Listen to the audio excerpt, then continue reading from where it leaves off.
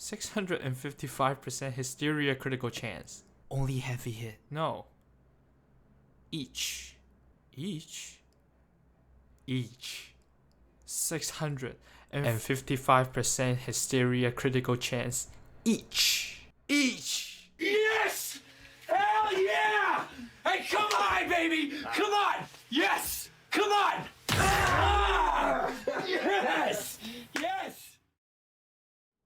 The Valkyr rework has dropped for almost half a year already, and it is one of the most convenient frames that can effortlessly carry new players all the way to endgame. Yeah, I said it. End game. Well, why make a video now? Wouldn't it be better to make it half a year ago? Well, buddy, there are two reasons. One, because this beauty has appeared.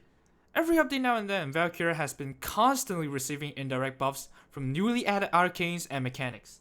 And second, I need time to observe others' discovery about the frame and come up with my own interpretation. I'm sure the audience don't like some copy and pasted build videos, right? And because this is the first build video that I'm making, I'd like to talk about the style of my build in short before the main part of the video.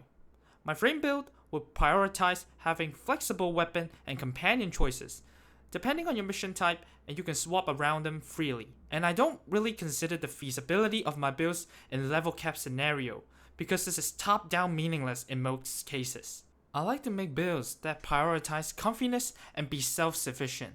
Allows you to combat 90% of the content that Warframe has offered for you. But the remaining 10%, that's up to your creativity, my guy, and not just my babble. Okay, now let's talk about the layout of my video. First, I will be going over with her abilities in short, and then with a general build and alterations that even fresh players can achieve most of it. Lastly is to go even further beyond, where I'll be using some mechanics that is available to mid and late game players. Now let's go over with her abilities in short. Her passive is damn broken, like seriously.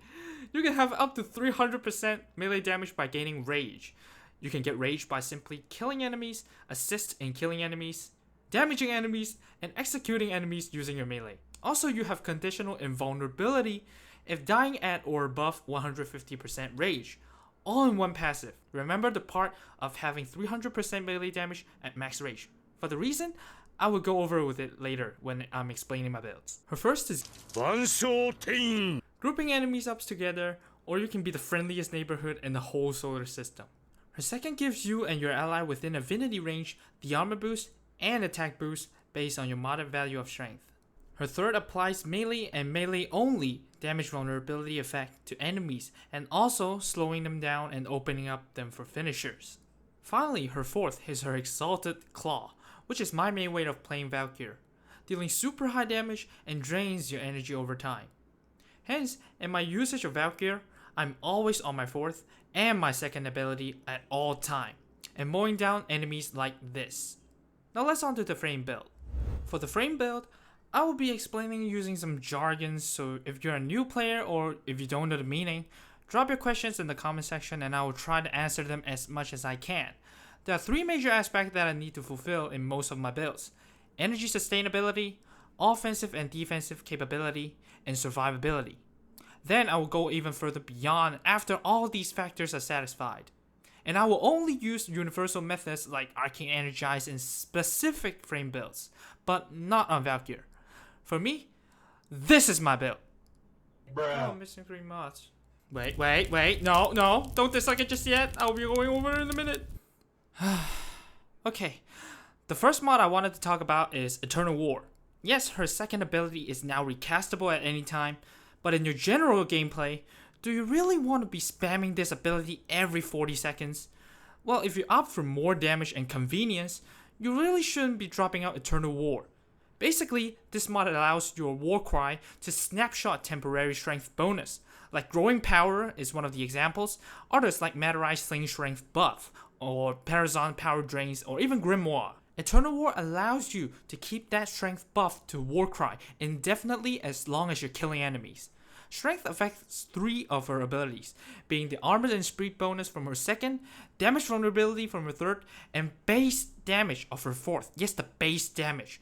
Remember how your passive can give you 300% melee damage? That bonus is actually multiplicative to base damage. meaning the higher the base damage of your 4th, the more effective that 300% is gonna be at helping you dealing more damage. Second is Arcane Continuity. Duration mostly affects the drain of your 4th and the extra time you get perpetuating Eternal War in this build. So a Prime Continuity or Arcane Continuity can offset the negative efficiency of the drain. Plus, with Arcane Continuity, as I will be modding only Toxin on my claw, Arcane Continuity can let me have Corrosive along with the Toxin, serving 2 purposes at once. Lastly, Hunter Adrenaline with Arcane Persistence to guarantee that enemies are damaging your health every time they hit you. Yes, for tanking purposes, it is kind of an overkill, but for energy purposes, it is a must, giving you energy and preventing sudden death. Battery for larger energy pool and benefit from the armor you're getting from your 2nd, and boost from your 4th ability. Equilibrium for more source of energy even in lower level mission where enemy hit you for lesser damage. You can also have a way for energy income. Okay, now for the final 3 mods that I'm revealing. I have scrolled through many Valkyr build videos and I saw many people are using the 3 Umbral mods for more strength, health, and armor because of the high base value of these stats. Which makes me wonder, with a passive or Arcane Persistent that I'm using, half of the time you're not really dying already because you have conditional invulnerability and limitation of receiving damage. Yes, the strength is good, but it gives diminishing return. Moreover, I can snapshot strength buff to my abilities as I mentioned earlier. Why don't I slot in something that can give me more in returns in the fields that I don't have? For that, I am using full Gladiator set. Yes, I've looked through many videos and most of them didn't mention a single word about Gladiator set on Valkyr. Gladiator Aegis and Resolve, self-explanatory, health and armor, something that Valkyr is rich in base value, so it's very nice. Gladiator Finesse is what I wanted to talk about. Gladiator Finesse gives you more breathing room when you're about to die and consume the 150% rage conditional invulnerability gate, giving you a few seconds for your claw to steal health so you don't waste your rage meter right away when you die. But I value more of the bonus that Gladiator mod is providing, melee critical chance per combo up to 60% that this set mod can provide. Now on the Valkyr's Claw.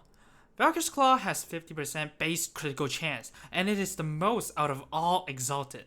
Moreover, some Gladiator mods to provide good bonuses like Gladiator Might giving you more critical damage, Vice giving you more attack speeds to keep up your passive, and Rush to give you time to maintain your combo.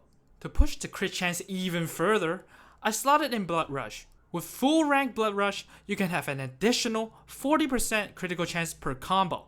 At 12 times combo, you literally have a total of 600% critical chance with no helmet used. Well, what about the damage? What about the damage bonuses? For the claw build, you don't really want to slot in damage mod like Condition Overload or Prime Pressure Point. Not only did they take up a mod slot, but they also provide a lesser relative increase to your damage bonus overall. Remember that you already have a 300% melee damage increase from your passive. For even if you're using Conditional Overload, even if you consistently proc 6+ status or above, which you're likely not in most scenarios where you're slashing through enemies, even without these buffs already, the relative increase is still not as significant as what your passive have already provided. So why don't we add something that can give us a better bonus? For that, I'm using Seismic Wave and Opportunities Reach in my Excellent slot, which I will go over later. And the remaining mods are self-explanatory. Prime Reach because of the 100% follow through, more enemy receive the full damage and adding to the comfiness of the build. Galvanized Steel as a higher tier replacement for Organ Shatter.